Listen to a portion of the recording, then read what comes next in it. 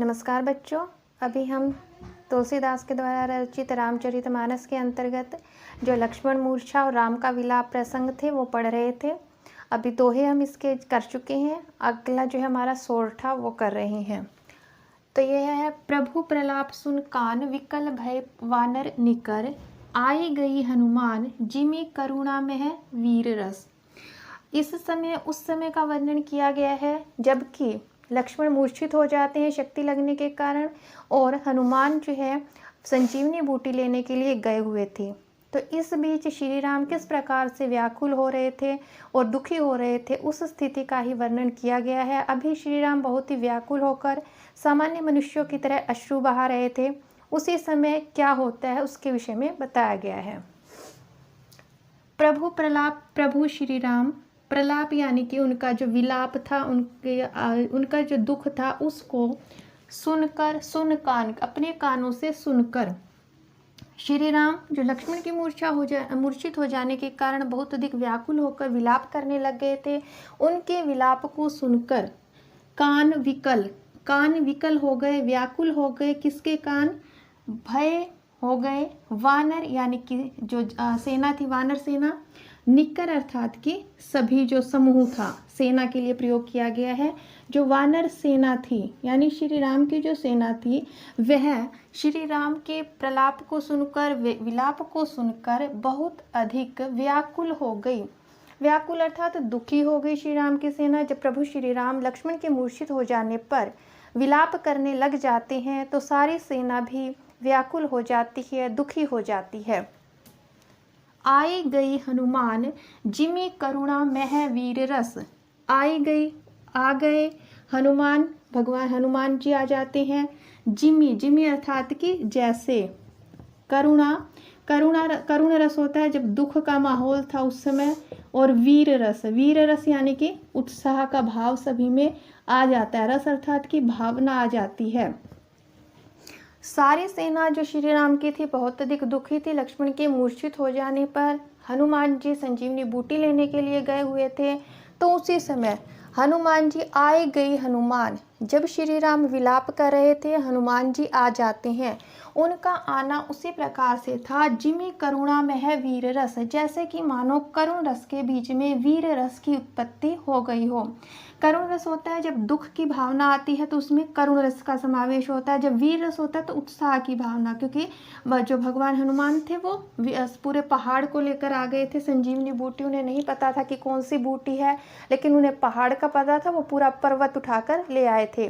तो उनका आना इस प्रकार से था मानो करुण रस के मध्य वीर रस का समावेश हो गया है।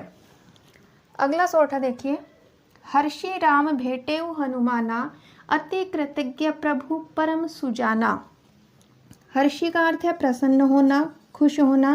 राम, श्री राम प्रसन्न होते हैं। भेटेउ, भेंट करते हैं, मिलते हैं। हनुमान, श्री राम प्रसन्न होकर हनुमान जी से भेंट करते हैं, मिलते हैं। अति कृतज्ञ होता है कृतज्ञता प्रकट करते हैं, उसके प्रति धन्यवाद प्रकट करते हैं। प्रभु श्री राम प्रकट करते हैं।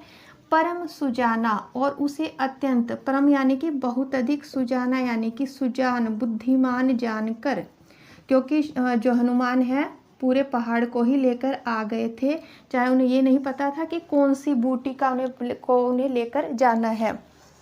दोबारा से देखिए। हर्षि राम भेटेउ हनुमाना, श्री राम प्रसन्न होकर हनुमान जी के साथ भेंट करते हैं, मिलते हैं उनसे, और उसके प्रति अपनी कृतज्ञता, प्रेम प्रकट करते हैं, और उन्हें बहुत अधिक बुद्धिमान जानकर अपना प्रेम प्रकट करते हैं। तुरत वैद तब कीन्ही उपाय। वैद यहाँ प्रयोग किया गया है उस व्यक्ति के लिए जो वैद, जिसको उपचार के लिए, लक्ष्मण के उपचार के लिए हनुमान जी लेकर आए थे। तुरत वैद, तो उस वेद ने तब, किन्ही अर्थात किया, किन्ही यानी कि किया, उपाय अर्थात उपाय। उसी समय तुरंत वैद्य ने उपचार किया, उपाय किया, जिससे उठी बैठी लक्ष्मण हर्षाई। हर्षाई यानी कि प्रसन्न होकर, खुश होकर।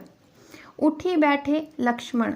उसी समय जब वैद्य ने अपना उपचार आरंभ किया तो लक्ष्मण प्रसन्न होकर उठकर बैठ गए। अभी तक जो मूर्छित अवस्था में थे, जब वैद्य ने उपचार किया तो लक्ष्मण जो है होश में आ गए और वो प्रसन्न होकर बैठ जाते हैं। हृदय लाई प्रभु भेटेउ भ्राता। हृदय लाई अर्थात गले से लगाते हैं। कौन? प्रभु श्री राम। किसे?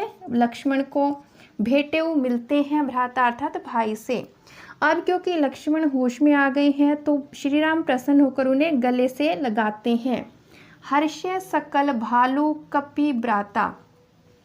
हर्षे प्रसन्न होते हैं, सकल अर्थात कि सभी, भालू यानी कि भालू, कपि यहाँ पर बंदर यानी कि जो वानर सेना थी श्री राम की, भ्राता अर्थात भाई के लिए प्रयोग किया गया है।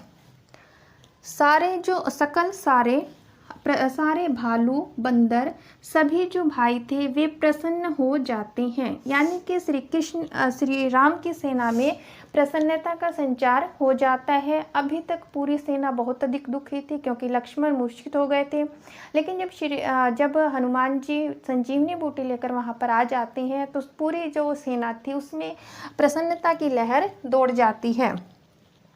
कपि मुनि वैद तहाँ पहुँचावा। कपि अर्थात बंदर, कपि नाम दिया गया है वानर को, यानी कि हनुमान के लिए प्रयोग किया गया है। हनुमान ने तब क्या किया? पुनि दोबारा, वैद यानी कि जो वैद आया था इलाज के लिए, तहाँ वहाँ पर पहुँचावा। तब हनुमान जी ने उस वैद्य को वहीं पर पहुंचा दिया। कहाँ पर? जेही यानी कि जैसे, जिस प्रकार से, विधि अर्थात जिस विधि के द्वारा, जिस प्रकार से। तब ही लई लावा, तभी यानी कि तब, लई लेकर, लावा यानी कि लेकर आया था। तब हनुमान ने वैद्य को पुनः उसी स्थान पर पहुंचा दिया जिस विधि से, जहां से, जिस स्थान से वह उन्हें लेकर आए थे। यानी कि वैद्य को लक्ष्मण के जो उपचार के लिए लेकर आया गया था, और फिर जब वो लक्ष्मण होश में आ जाते हैं तो वैद्य को भी वहां पर वापस पहुंचा दिया जाता है जिस स्थान से हनुमान जी उन्हें लेकर आए थे। सम्मान सहित उन्हें वापस वहां पर पहुंचा दिया जाता है। तो इस प्रकार से इसमें हमने यह पढ़ा कि किस प्रकार श्री राम की सेना में उत्साह का संचार हो जाता है। इसमें भाषा की विशेषता में आप लिख सकते हैं, जैसे तुलसीदास ने अवधी भाषा के इसमें सुंदर प्रयोग किया है। साथ ही तत्सम प्रधान शब्दावली भी प्रयोग की गई है। लक्षणा शब्द शक्ति का भी प्रयोग किया गया है इसमें, और इसमें साथ ही जो बिंब योजना है बहुत ही सार्थक और सजीव बन पड़ी है। अलंकारों में अनुप्रास, उदाहरण अलंकार का इसमें प्रयोग किया गया है। धन्यवाद।